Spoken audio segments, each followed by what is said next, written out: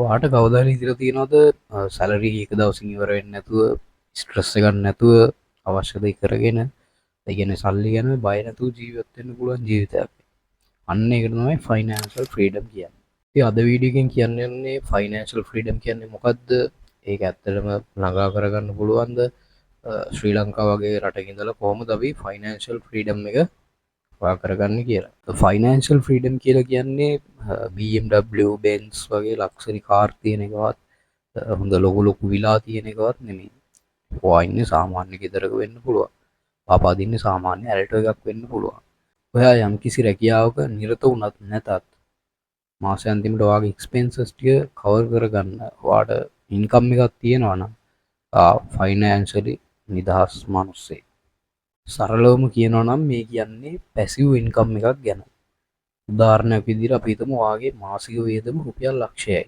අපි හිතමු දැන් කවුරු හරි මිනිහෙක් ඉන්නවා. ඒ මිනිහාගේ ගෙදර උඩ තට්ටුවේ කාමර පහක් හදනවා. කාමර පහක් හදන. එතකොට ඒ කාමරේ අපි හිතමු එක කාමරයකින් රුපියල් 15000 ගන්න ගත්තා කියලා. 15000 පහක් රුපියල් 75000යි. ඊට පස්සේ අපි හිතමු තව ඉස්සරහා කෑල්ල පොඩි කෑල්ලක් හදලා අරගෙන පූල් බෝඩ් එකක් දැම්මා කියලා. ඒ පූල් බෝඩ් එකට දවසට දෙන්නෙක් ආවා කියමුකෝ. ඒතකොට අපි හිතමු පැයකට 500 ගාන දැම්මා. ඔන්න දවසට 10යි. ඒතකොට එතනින් මාසෙට 30000ක් වෙනවා. ඒතකොට 75000යි 30000යි 1,50,000යි. මේ මොන්සේ වියදම් ගියද ලක්ෂයයි. එතකොට මේ මනුස්සයාට තව අතින් කීයක් ලාභද? 5000කුත් ලාභයි වැඩි.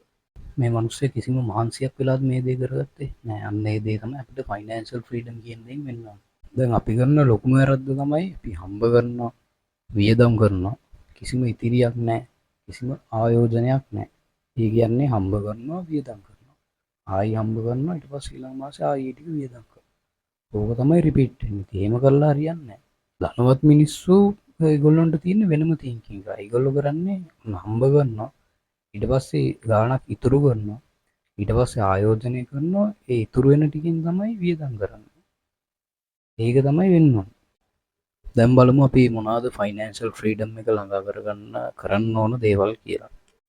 පළවෙනි දේ තමයි ඔයාගේ ආදායම වියදම ට්‍රැක් කරන්න ඕනේ.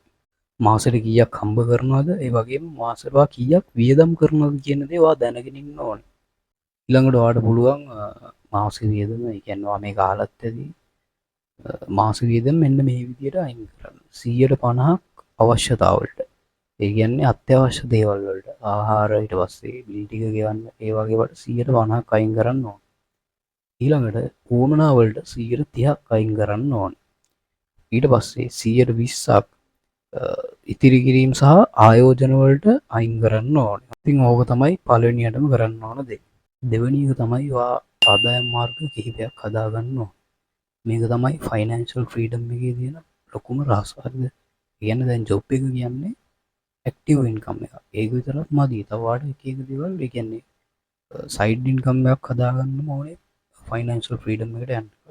දැන් අපි ඉස්සෙල්ලා කිව්වා වගේ අර ගෙදර මේ කාමර තියෙනනේ ඒවා රෙන්ට් කරන්න පුළුවන්. ඊට පස්සේ ඔන්ලයින් බිස්නස් කරන්න පුළුවන්. සමහරවිට මේ YouTube channel කියන්නේත් පැසිව් ඉන්කම් එක. එතකොට ඔයාලා YouTube channel එකක් පටන් ගන්න පුළුවන්. නැත්නම් අපි හිතමු ඔයාගේ වත්තක් වගේ ඔයාට ඉඩ තියෙනවා නම්, ඒ කියන්නේ ඉස්සරහ මිදුලක් තියෙනවා නම් අපි හිතමු ඔයා තක්කාලි පැල හිටවුවා කියලා. සමහරවිට තක්කාලි පැල 10ක් 20ක් හිටවුවා කියමුකෝ.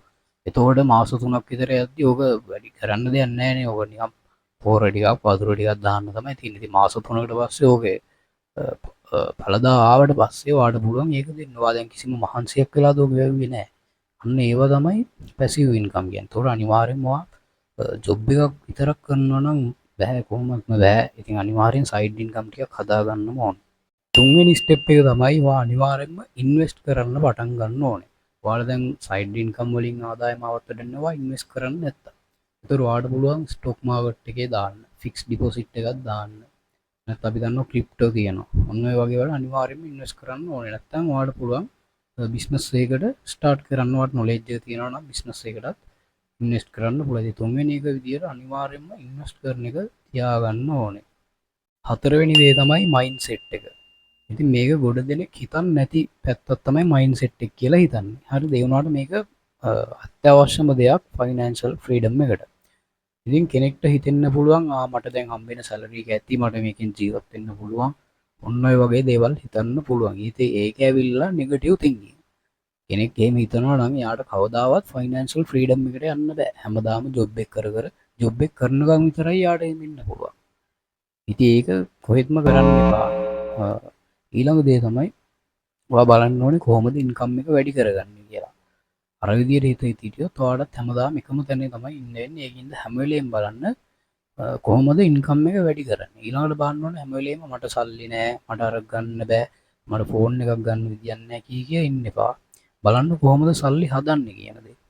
ඔයා ළඟ තියෙන සල්ලි ඉන්වෙස්ට් කරලා දෙයක් කරන්නේ කොහොමද කියලා බලන්න. මේක මේ මහා ලොකුවට හිතන්න දෙයක් නෙමෙයි.